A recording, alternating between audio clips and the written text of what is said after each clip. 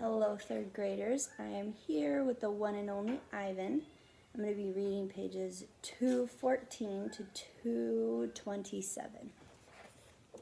Finally, Julie and George take the pictures to the ring where there's room to see them all. An hour passes as they try to assemble my puzzle. Ruby's awake now, and she and Bob and I watch. Ivan, Ruby says, "Is that a picture of me?" "Yes," I say proudly. "Where am I supposed to be?" "That's a zoo, Ruby. See the walls and the grass and the people looking at you?" Ruby squints. "Who are all those other elephants?" "You haven't seen them," I say, "yet."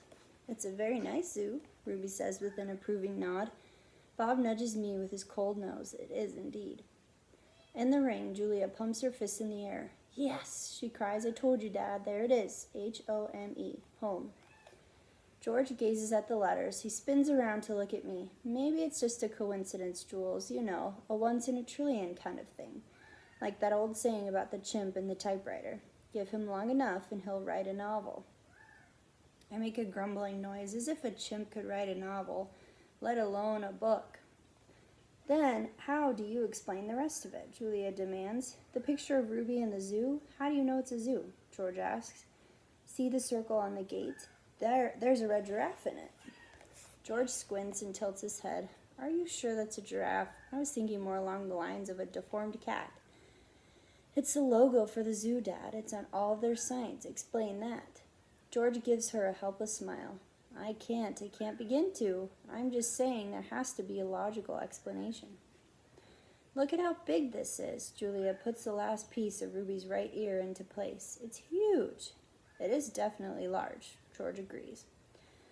Julia watches me. She chews on her thumbnail. I see the question in her eyes. She turns back to the painting and stares at them, looking, truly looking. A slow smile dawns on Julia's face. "Dad," she says, "I have an idea, a big idea." Julia races around the edge of my painting, her arms spread wide. "Billboard big." "I'm not following you." "I think this is meant to be on a billboard. That's what Ivan wants." George crosses his arms over his chest. "What Ivan wants," he repeats slowly. "And you know this because you two have been chatting?" "Because I'm an artist and he's an artist." "Uh-huh," says George. Julia clasps her hands together. "Come on, Dad, I'm begging you." George shakes his head. "No, I'm not doing that. No billboard, no way." "I'll get the ladder," Julia says. "You get the glue. I know it's dark out, but the billboard's lit." "Mac will fire me, Jules."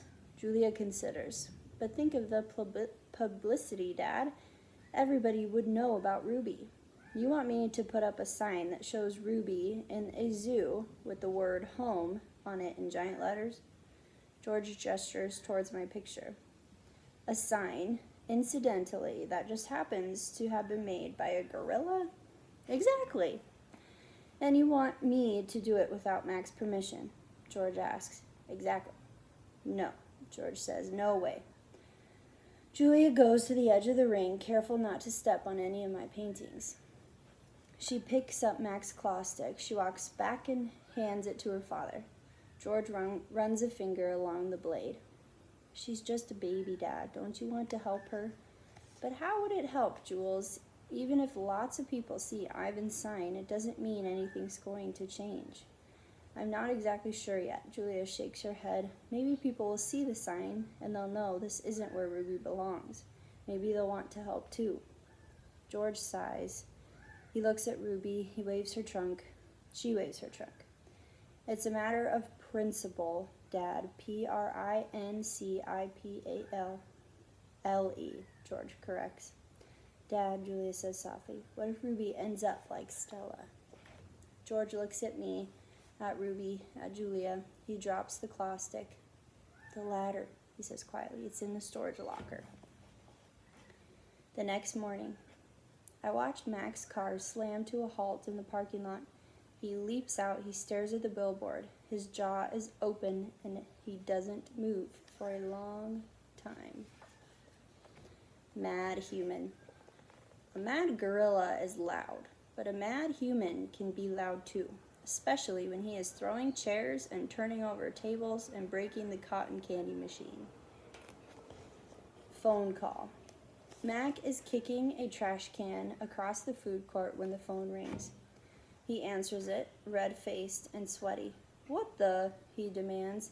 He glares at me. "I don't know what he starts to say, but then he stops to listen. "Who? Julia, who?" he asks. "Oh, sure, George's kid. She's the one who called you?" More talking. With the phone to his ear, Mac comes closer to my cage, eyeing me suspiciously. Yeah, he says. "He paints, sure. We've been selling his art for quite a while now." There's another long pause. "Yeah, absolutely, it was my idea." Mac nods. A smile starts at the corner of his mouth. "Photos? No problem. You want to see him in action? Come on down, have a look. We're open 365 days a year. Can't miss us. We're right off of I-95. Mac picks up the overturned trash can. "Yeah, I think he'll be adding more pictures. It's what do you call it? A work in progress." When the call is done, Mac shakes his head. "Impossible," he says. An hour later, a man with a camera comes to take my picture. He is from the local paper, the one Julia called. "How about you take one of me with the elephant?" Mac suggests. He drapes his arm around Ruby's back, grinning as the camera clicks. "Perfect," the man says. "Perfect," Mac agrees.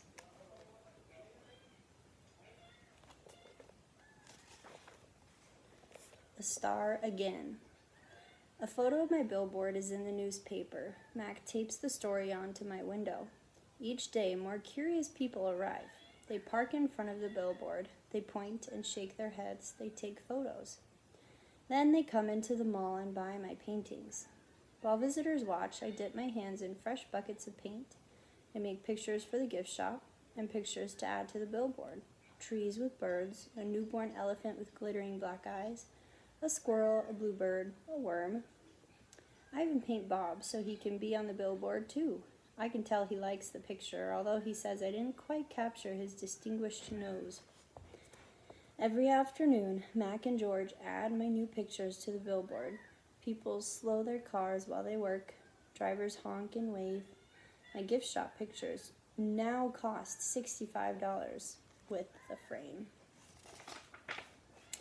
All right, I'm wondering if Ivan's plan is working. We'll have to see. Bye, guys.